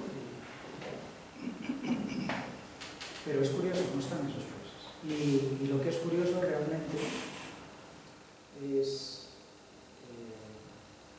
una de las posibles explicaciones, porque esto no hay una prueba, pero una de las posibles explicaciones porque ha habido mucha gente intentando que esta industria no se desarrolle. No se desarrolle, porque es un competidor demasiado serio para la comunidad. Empezando por la propia Repsol, que fue la que echó el mercado a pique para bajar los precios del petróleo con sobreproducción y hacer que se parasen todos los proyectos de Estados Unidos. Y lo consiguieron con la producción. Pero se les ha caído en la cabeza porque ya están viniendo a tope casi en Estados Unidos. Pero en fin, y hay muchos otros países interesados en que nos aclarase de dónde está. España. No, nosotros estamos interesados. Los que entienden, están muy interesados. Incluso hubo gobiernos muy interesados. Los que no entienden, son el público en general que anda por la calle, como todos, explicaciones estables, y sobre todo gente que orquesta campañas de comunicación mínimas. Yo creo que ni el gobierno está, entre comillas, interesado por la contestación social, porque BNK, que es el que más avanzado tenía el estudio de impacto ambiental no ha sido capaz el Ministerio de Medio Ambiente de sacar la declaración de impacto ambiental, no la ha querido sacar. Al final se han ido porque se le ha acabado la concesión que tenía. O sea que eso es... Sí, el tema es con la energía, pero Bénica es lo más avanzado. Bueno, no es así. Y como digo, esta gente dio marcha atrás con todo el apoyo de la Autoridad Vasca. Eso sí está. Ni siquiera el apoyo. Pero que ha sido el Ministerio de Medio Ambiente, bueno, alimentación, tal y tal. Realmente, sí. Realmente, No ha querido sacarlo porque estaba muy avanzada, muy avanzada. los políticos responden a incentivos que muchas veces no tienen que ver con la economía. Ahora vuelvo. Y directamente los políticos se mueven con otros factores y hay que entenderlo siempre. Entonces, partidos que han estado muy a favor, el PSOE estuvo a favor, las concesiones que se otorgaron a Repsol de no convencionales las otorgó el PSOE. Y el PSOE fue el primero que se salió a la calle con pancartas.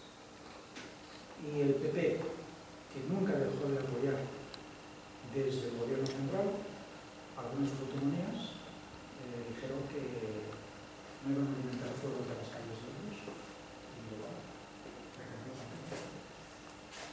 y por ahí muchísima gente. Pero yo no quiero entrar en esto, yo viví de primera persona de todas estas cosas. Solo puedo deciros un tema. Hubo una campaña de intoxicación muy fuerte, muy inmensa, que nosotros no podíamos hacer, institucionalmente nada contra ello, que logró meter el miedo en el cuerpo de personas que en nuestras primeras reuniones casi nos dijeron que deberían estar más. Pero es imaginable. Y cuando llegas y te das cuenta de que la gente está con este tipo de cosas detrás, no te dejas. Te dejas demasiado ir para no ser todo nivel. Lo dejamos. Yo fui el que comenté, vamos a dejar todo eso. Lo dejamos. Y detrás de nosotros fueron los socios y poco a poco se fueron cayendo el resto de los. En nuestro país nunca se va a hacer esto, pero esto que no colaboramos. ¿Y el potencial es bueno? Pero seguramente lo haremos cuando el resto del grupo lo vea eso. Sean los últimos que fueron de cola y que de repente los políticos dirán, ¿cómo? Son los últimos. Y para eso le tengo que preparar todavía las cuentas de cajas. ¿El potencial? Ahora entramos en España. Entremos en España. Bueno, aquí se responden algunas cosas. Yo creo que lo importante, lo primero es esto. Esto es la red de gasoductos que tiene España. Es maravilloso. Además, por ahí hay salpicados ciertos almacenes de gas. Son como grandes pulmones de almacenamiento. Uno de ellos se cayó recientemente, que era Castor. Puedo hablar un poco, pero solo tengo Castor. Pero, quedaros con esto, seguramente es una de las mejores redes de distribución de gas que hay en el mundo. De hecho,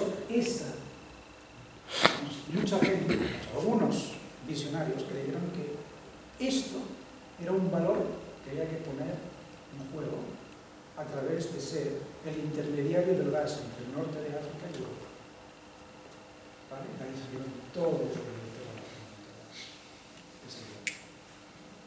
Y lo que íbamos a hacer era, éramos el pulmón, que recibíamos gas de unos, nos dábamos a otros y nos quedábamos con el intermediario. Cobrar, por transporte, algo que hace Enagas.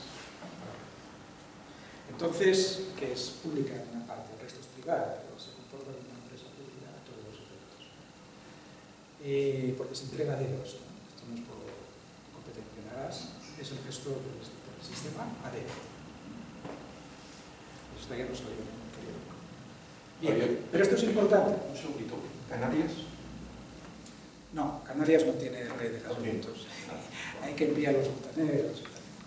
La flota de Repsol llegaba por ahí. Bueno, CEPSA está más activa. Pero bueno, lo importante es, tenemos una gran distribución de gas Es decir, que ese 15% que necesitan los americanos, España no va más. Algo necesitará, pero quiero deciros que hay al menos un 10% de rebaja de coste solo porque ya existen infraestructuras de distribución que no hay en Estados Unidos. ¿Vale? O sea que esto es a favor del gas en España. Otra cosa que va a favor. Estos son los precios del gas y comparados con el precio del Brent. Arriba, en línea gruesa, está el precio de lo que sería el gas en Europa, que es el índice de coste de Europa, y abajo, aquí abajo, tenéis el índice de precios de Estados Unidos, ¿no? Y el Brent es esta otra línea gris que es. Entonces, lo primero que salta es que la línea del Brent y el precio del gas en Europa van de la mano.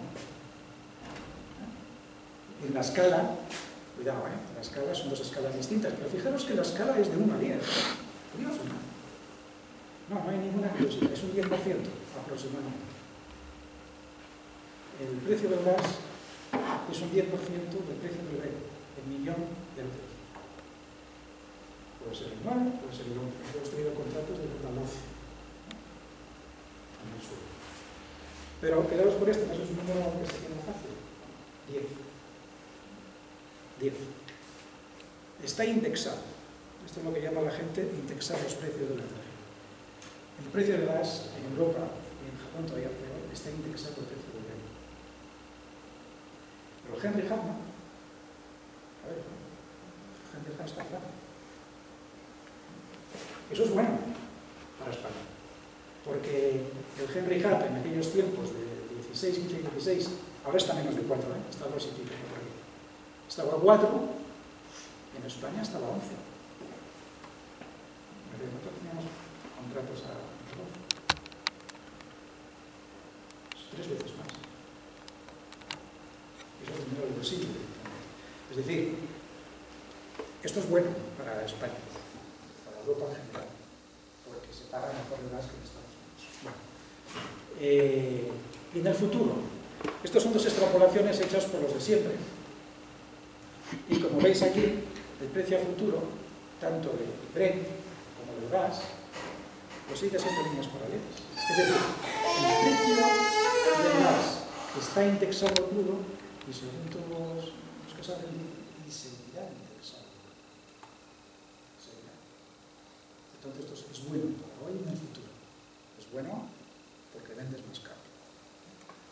Bueno, ya lo veremos al final cuando es el precio del gas.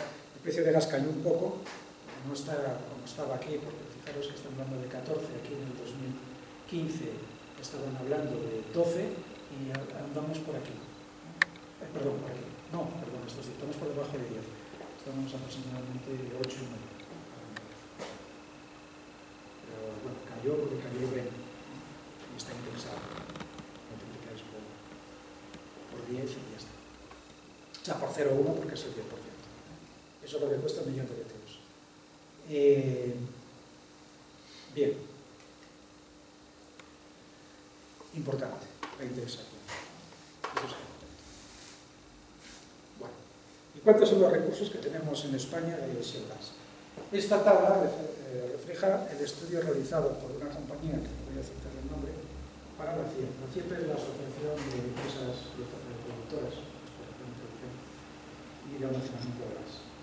Entonces encargó un estudio hace unos 3 años y una compañía pues, que es bien reputada y bien conocedora de todo el tema de la geología y de todo el petróleo de España, y hizo esta prospección de cuántos recursos podría haber en 3 escenarios, un bajo, un alto y un medio, y yo me he quedado con una del gas, ¿vale? Porque es la que nos interesa.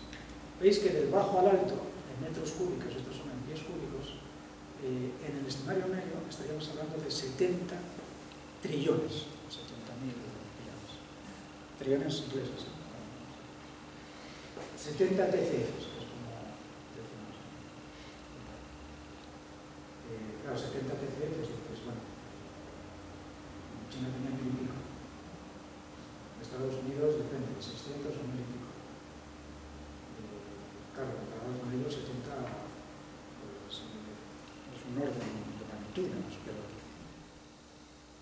unos 70 millones de euros.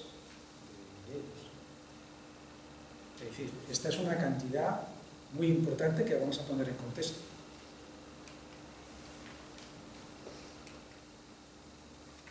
También hicimos, ya que tenemos estos datos, desde la CIEX se pidió a una compañía, también bastante renombre, que nos hiciera un estudio del impacto que pudiera tener estos recursos en la generación de una industria de gas no convencional, siguiendo los parámetros de la industria americana, que sin duda va a seguir, de hecho es un paralelo. Entonces, utilizando algunos de aquellos ratios que hemos visto y extrapolándolos a España con esos recursos, han sacado cosas como estas que estoy mostrando. Y siempre tengo que recalcar, si hiciésemos las cosas como lo hacen los americanos, ¿vale? Si lo hiciéramos igual que ellos, conseguiríamos estos resultados. ¿Qué significaría? Yo quiero que miréis un poco esta columna de aquí. Voy a ponerlo todo. Esta columna de aquí, gas no convencional, esto está en BCMs, en miles de millones de metros cúbicos de gas, ¿vale? Mirad que esta parte de aquí, lo que sería la parte que va del 2030 al 2000, para ver para atrás para que no moleste esto, del 2030 al 2050, ¿no? Donde las producciones van desde casi 30, digamos 30, a 35, ¿no? Miles de millones de metros cúbicos año, ¿vale? Pues ¿esto qué significa? Bueno, pues para ver lo que significa hay que tener en cuenta cuánto se produce en España de gas. Recientemente se produce un poco más que esto, porque se abrió un pozo en La Rioja que puede andar produciendo sobre medio millón de metros cúbicos al día, ¿no? Lo cual supone 160 millones al año, que había que sumar a estos 30. O sea, en lugar de 50, pues serían 180 millones. Y eso recientemente, ¿eh? Y eso ahora, eso declinará, ¿no? Lo que hay que parar es con esto, que es la demanda de gas y de petróleo que hay en España. Son 36.000 millones de metros cúbicos. 36.000 millones. Ni 30 ni 200. 36.000 millones. Y fijaros que esos 36.000 millones, si veis aquí, estarían satisfechos en estas 2 décadas, ¿no? La década del 30 y del 40. Es decir, tener esos recursos significaría que España podría ser autosuficiente en gas durante 2 décadas. Eso es un poco lo que quiere decir. Esto puesto en contexto. Produciríamos lo que hace falta consumir. Así que no está nada mal tener 70. Si hacemos las cosas como los americanos. Y si realmente tenemos esos 70 trillones que ahí se dice, ¿no? Que como digo, hay que hacer la sísmica, las camicatas y el pozo de exploración para poner todo esto en caja. Pero este potencial anima y por eso Repsol se ha metido, muchas otras compañías se han metido aquí. Porque realmente ha creído en este potencial. Pues, ¿y qué pasa desde el punto de vista del impacto socioeconómico? Siguiendo con estas pautas que tenemos en Estados Unidos. Eso significaría que seríamos capaces de llegar a crear, bueno, fijaros en la gris, que es lo que diría como efecto directo, y casi todo, como veis, es debido al gas, más de 200.000 empleos. En realidad es el ratio que vemos 1 a 1, porque si sumáis toda esta inversión que veis aquí, de gas no convencional solamente, esto es cada 5 años, o sea, tenéis que interpolar, si hacéis la suma de todo esto, salen unos 200 y pico mil millones, multiplicado por 1, 200 y pico mil puestos de trabajo. Es el ratio. Es el mismo ratio. Una persona por millón de euros. Es decir, son 200 y pico mil millones los que se van a invertir en esta industria desde 2015, se suponía que podríamos empezar, nos han dejado, y bueno, hay un plato que podría más allá en 2065. Pero solo hasta el 35, para comparar, solo hasta aquí, que es la mitad, en sería la parte hasta la mitad, sería capaz de crear en un tiempo 200.000 puestos de trabajo. ¿Y qué más? Pues este es el valor añadido, siguiendo también el paralelismo de la industria americana. Y hay una riqueza en valor añadido que podría llegar a ser el 4% del Producto Interior Bruto. Es decir, que estamos hablando de una industria con un peso muy importante en la economía española. Es tan importante que en esta gráfica veis que sería la primera economía en aportación al PIB. Según esta gráfica, esto incluso estaría por encima del turismo. Es lo más importante, porque el otro es una suma, es un cajón desastre de todos los demás, ¿no? O sea que esto es tacharlo, la gran industria de los años del turismo. Bueno, pues esta la superaría.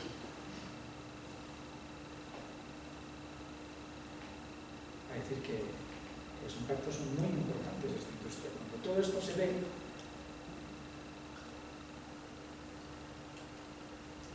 la pregunta es cuándo empezamos. Pues todo esto es tan bueno, ¿cuándo empezamos? Bueno, pues hay algunos peros. Los peros te lo he puesto como si puede ser. Bueno, en primer lugar, esto es solo recordar antes de entrar un poco en detalle lo más importante. Es decir, estos datos son datos extrapolados de Estados Unidos. Esto no es Estados Unidos, ni mucho menos. En primer lugar, no tenemos esa tecnología que ellos tienen, donde todo está preparado, donde realmente es una tecnología, es un proceso sistemático, pero ya está. Aquí no lo tenemos, entonces habría que copiárselo. Y copiárselo es contratar, normalmente lo contratas este know-how con las compañías que ya están trabajando. Si lo contratas a ellos, ellos no te van a cobrar lo mismo aquí que cobran en Estados Unidos. Van a cobrar más, porque están fuera de su entorno, tienen más riesgos, perciben cosas escondidas y no saben cómo se afectan en costes, por tanto te suben los precios. Y, aunque esto es un cálculo nuestro, pensamos que entre un 20 y un 60% podrían aumentar los precios, solo por el hecho de que esta gente se tiene que desplazar en su entorno de comodidad. Hay otro coste, costes logísticos. Esto hay que traerlo, aquí no hay nada. Esto de llamar a los camiones y que en 3 horas o 4 horas estén aquí todos los camiones, esto es imposible. Aquí estarán 3 o 4 semanas. Solo cruzar el charco ya son 2 semanas. Y estás pagando el día a día por todo esto. Entonces, los costes van a ser mucho más elevados. De hecho, lo que creemos es que para unas campañas que estábamos previendo, podríamos estar hablando de unos costes fijos que serían entre 2 o 3 veces superiores a los que teníamos en Argentina y tenemos en Estados Unidos, en los campos de Belfort y de Veracruz. Es que es muy importante el sobrecoste. Por tanto, parece que vamos a tener que pedir a los pozos que entreguen más gas de lo que entregan en Estados Unidos. Pues es posible, solo es posible, que nosotros no podamos llegar hasta el punto que ellos llegan de fracturarlo todo y en todas las direcciones. Es posible que nosotros tengamos que ser algo más selectivos. Solo unas zonas, no todas las zonas. ¿Qué tenemos a favor? El precio, como vimos antes, que está entre 2 y 3 veces. Y que puede compensar parte de estos sobrecostes. Entonces, cuando pasamos de Estados Unidos aquí, se nos abren incógnitas de mayores costes que en principio podrían compensar mayores precios. Debe haber un cierto equilibrio. Entonces vamos a entrar un poco en números muy sencillos, solo para que veáis los temas que estamos hablando de coste y de beneficio, números concretos. Estos son varios campos, aquí estáis, son campañas en varios campos de algunos ya los he comentado, ¿no? Y simplemente aquí están lo que van a hacer. Van a perforar estos pozos, esto es lo que esperan recuperar, esto es lo que cuesta perforar y esto es toda la inversión de capital. Entonces, la primera cosa que salta a los ojos es, caramba, hay que van a hacer casi 100.000 pozos en una campaña.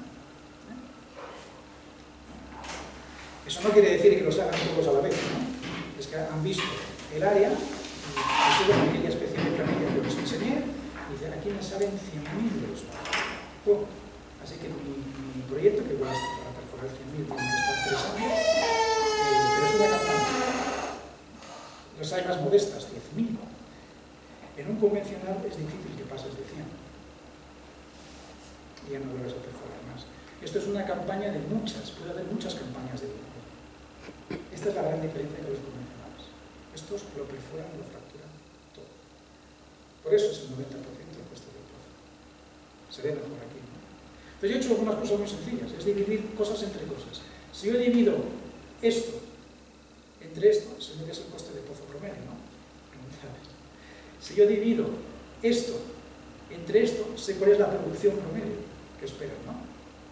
Y si divido esto o esto, da igual, entre esto, sé cuánto me cuesta por pie cúbico, por cada 1000 pies cúbicos el pozo, ¿no? Y eso es lo que he hecho. Mira, aquí he puesto los ratios, los sencillitos. Pues dividiendo una por otra, por ejemplo, aquí en, pues este, Woodford, estas que no te veo, pues si divides 31 entre 10 sale 3,1, ¿no? Pues estos son BCFs por pozo. Si divido 31 entre 10.000 pozos, pues ¿dónde estás que no te veo? Perdón, estoy aquí. Si divido 55 entre 10, pues me sale 5,5, que es el coste de 10. Y así todo. Veis que van de 2 y pico a 8. Pero fijaros también la producción de los pozos. Van de 3 y pico hasta tanto como 7. Pero aquí dividir uno por el otro. ¿Vale? Es este. Porque esto me dice cuántos dólares de pozo he invertido por cada 1000 pies cúbicos que me va a producir el pozo. Y esto es lo que me sale. Esto hay algunos que salen casi lo mismo y otro que se va un poco de mal. ¿Vale? Este es un número importante porque, como veis, si la mayor inversión es el pozo, cualitativamente se ve que el pozo más caro tiene que producir más. Por eso dividir una cosa entre la otra. ¿Me explico? Y bueno, hay pozos que cuestan mucho, pero es que producen mucho. Entonces se queda el ratio bastante bien. Pero ¿y este ratio qué significa? Oye, ¿y entre qué profundidades estamos hablando? Más o menos. Depende. Entre 1000... Pasa que ahora ya están más profundos porque van buscando capas más profundas. O sea, más hundida en la misma capa. Pero normalmente esto estaba entre 1000 y 2000 metros. Era un pozo relativamente sonoros. Que ya digo, según van agotando la parte, se van a ir al centro de cuenca. Lo que suele pasar en el centro de cuenca es que puede desaparecer el gas y aparecer líquidos. Pero en fin, no te puedo dar mucho detalle porque no. Pero lo importante es que son pozos relativamente sonoros. Bien, bueno, lo importante, que lo digo aquí, lo importante es esto que digo, que a mayor coste de pozo, más gasto. Esto cualitativo. Y cuantitativamente eso, ¿cómo lo podemos llevar? Esto es lo mismo, pero estos son los económicos. Entonces, para no perderos en tanto número, he hecho algunas cositas, que es esto, que quiero que os fijéis. No, esto es el campo de Woodford, que hemos visto, es malo, sale mal en el ratio, ¿no? Sale 1.8 dólares por cada 1000 pies cúbicos. Y fijaros que el coste del pozo, mira, aquí está el finding del learning cost, 2.32, pero como digo, eso se va diluyendo en las campañas. Si lo dejas con la primera campaña, te puede decir algo para la primera campaña, pero en toda la vida realmente no tiene tanto. Pero para unos primeros económicos sí tiene sentido meterlo, y lo han metido. Entonces, fijaros la rentabilidad, el IRR. A 5 dólares el millón de BTUs está prácticamente en liquid en este campo. Y no está a 5, está a 2 y pico. O sea, este campo no es rentable. Este campo es de los que habría que parar, ¿no? Vamos a ir a Heinesville, porque ya voy a poner otro, que tenía un ratio de 1.1. Y fijaros la rentabilidad, el 14%. Es decir, un ratio de 1.1 hace que mi proyecto ya sea razonablemente rentable. Razonablemente rentable. A este precio. ¿Vale? Obviamente, cuanto más sea el precio, mejor. Pero a este precio, razonablemente rentable. Y es posible que este campo, a $3 el millón de euros, logre sobrevivir. Pero otros campos no. Entonces, esta es una de las cuestiones que ocurrieron en Estados Unidos, y si queréis lo vemos un poco al final, de cómo esta crisis, entre comillas, de oferta, más que de otra cosa, ha sido solventada y toreada por las grandes compañías. Pero bueno, parece muy claro dónde está el secreto para luchar contra esta gente. Bueno, entonces un poco para que veáis ahora cuantitativamente lo que significa 1.1. 1.1, 1.2 te da rentabilidad. En España estamos a 7, entre 7 y 9. Estaría muy bien. Es más, nos permitiríamos tener un coste de pozo superior, que es un poco lo que está hablando. Entonces, con esto podemos sacar algunas conclusiones de lo que tendríamos que hacer en España. En España tenemos mayores costes fijos debido a la logística, no queda otra que hacer muchos más pozos. O sea, aquí hacen... O sea, ese es un plan de inversión de 10.000 pozos, pero las campañas que haces es de a lo mejor 100 pozos, 200 pozos. No haces los 10.000. Haces 100 o 200, paras, 100 o 200, paras, que luego son campañas. Revisan todo lo que han hecho en esa campaña, buscan mejoras y lo aplican a la siguiente campaña. Es la sistemática esta. Entonces, seguramente nosotros tendríamos que hacer muchos más pozos por campaña. O sea, independientemente de que no haya que hacer 10.000 o 15.000 o los que sea, tendríamos que hacer mucho más de 5 de estos pozos. Hemos puesto de 400 por poner algo. La idea es que hay que hacer 2 o 3 veces más para bajar los costes, diluir los costes de movilización. Y seguramente de movilizaciones próximas, no desde Estados Unidos. Puede ser desde Europa.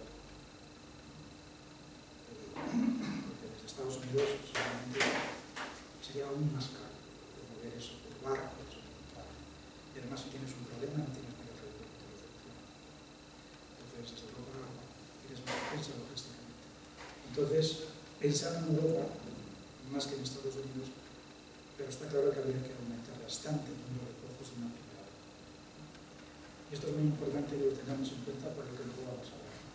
Habrá que ser más selectivo, no tendremos que ir a todo, sino solo a parte, con lo cual ese gran potencial que hablábamos seguramente no sería aprovechable todo al 100%, parcialmente.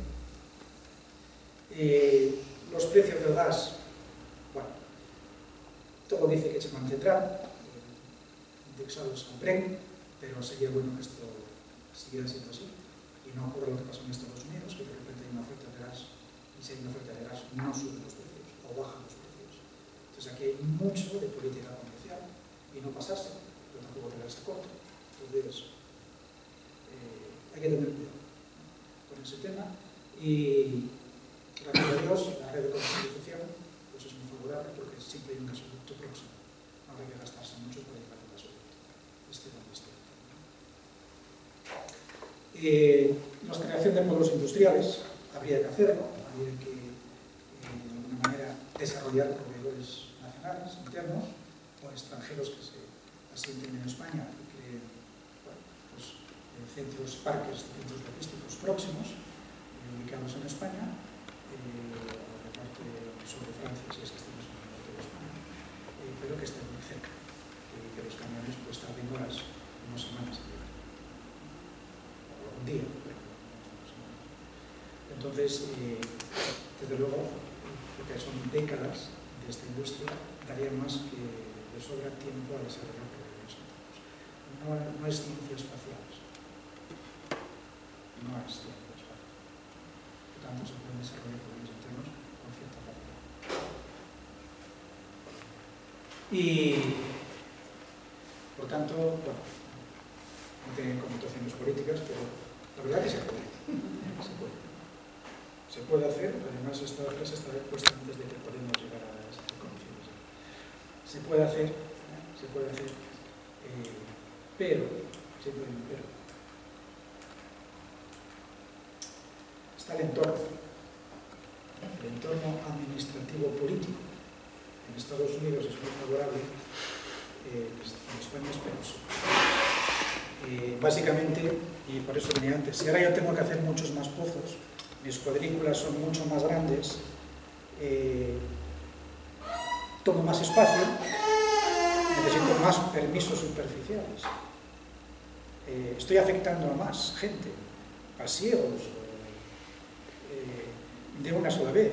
Entonces, si yo no tengo la garantía de que yo puedo luego llegar